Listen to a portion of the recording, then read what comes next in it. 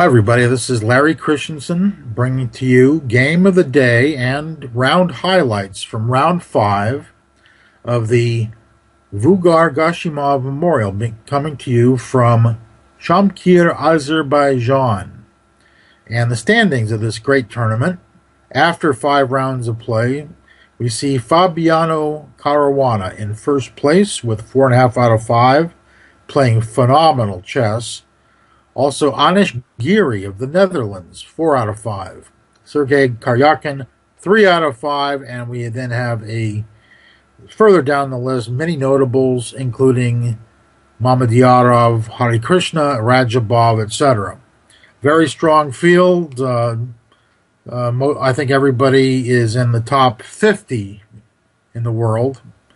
And we've had just action-packed day here in round 5. Let's go to some of the highlights.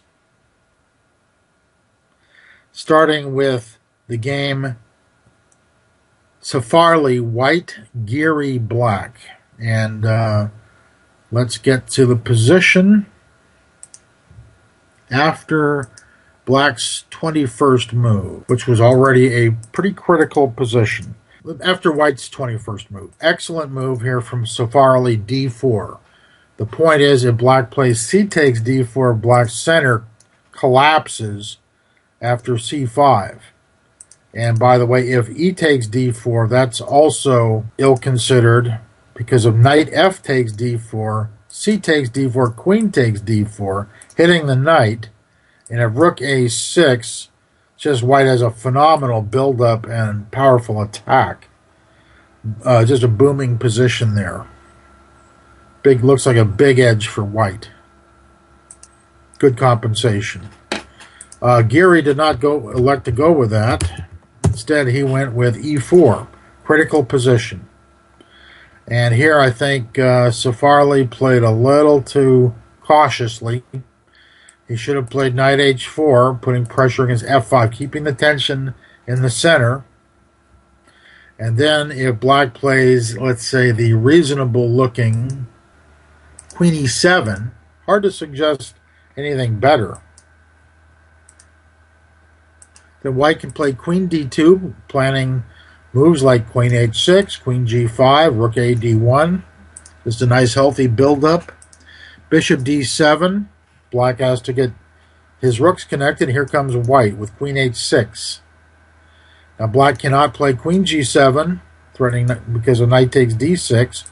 So he plays rook g8, but then now white plays knight takes d6. And if queen takes dc, we have a overloaded queen. So it looks like knight h4 would have been advantageous for white.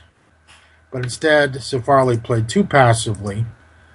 And it looks like he's almost playing for a draw here.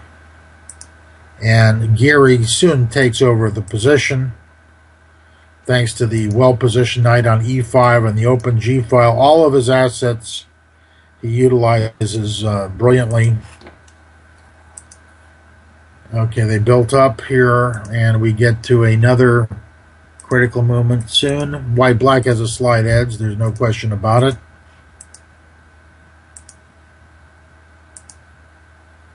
And now it's another nice, look how Giri maximizes his position, his pieces.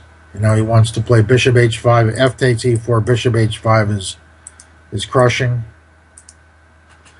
So here he played knight c7, seeking counterplay, bishop h5, and knight e6.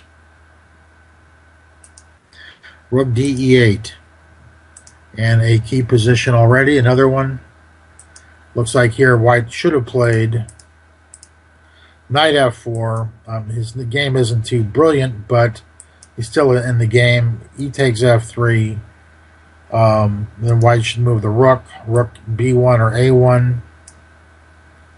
And, well, his position's pretty bad, yes. King g1, but he's still in there, hanging in there. f5, for instance, is weak.